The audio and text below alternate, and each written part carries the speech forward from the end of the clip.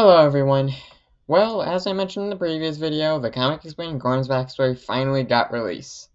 And just like I predicted, it pretty much completely invalidates the previous video.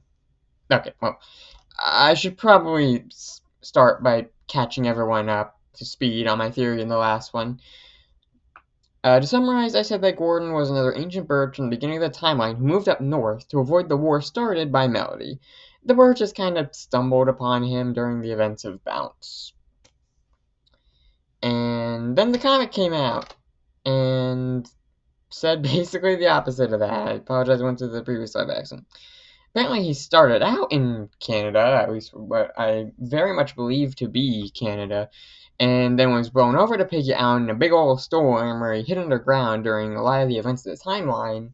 And also, apparently, he was found by the Blues on Piggy Island before the events of Bounce, which is kind of weird. They find him, and then they split apart, and then they find him again. That's kind of weird, but hey, I didn't write the story. Rovio did.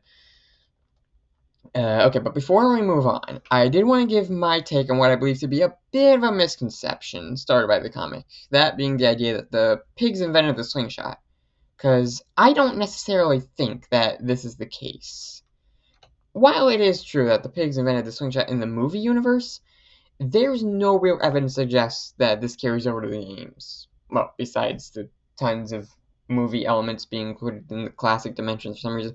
I don't know why, but it just is. But however, if we take a look at the culture of both the birds and the pigs, we do see one major difference between the two.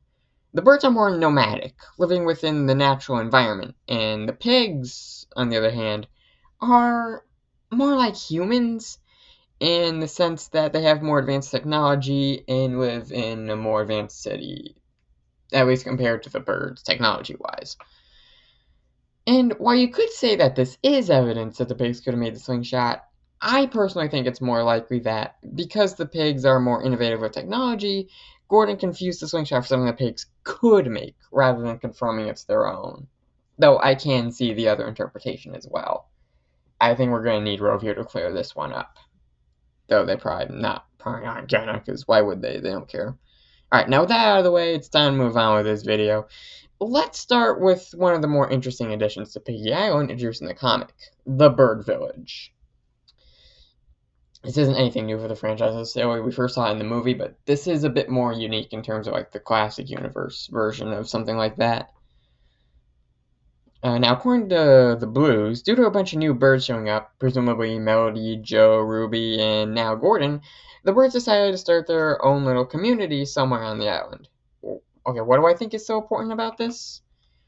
Well, I mentioned in the previous video that I think the events of Ingrid's bounce occurred due to the pigs potentially feeling threatened by the fact that there's new birds joining the flock. The Bird Village introduced in this new comic seems to only confirm this to be the case, with Gordon's sudden appearance potentially being the last straw for the pigs, and they were forced to retaliate, thus confirming Bounce's placement towards the end of the timeline. So, I guess not everything in the previous video aged like milk. Now, there is one more new thing from the comic I'd like to touch up on. That being the lightning storm that kicks off Gordon's entire character and story. Because this is not the first time we've seen it. The first and so far only other time we have is the Marlin comic.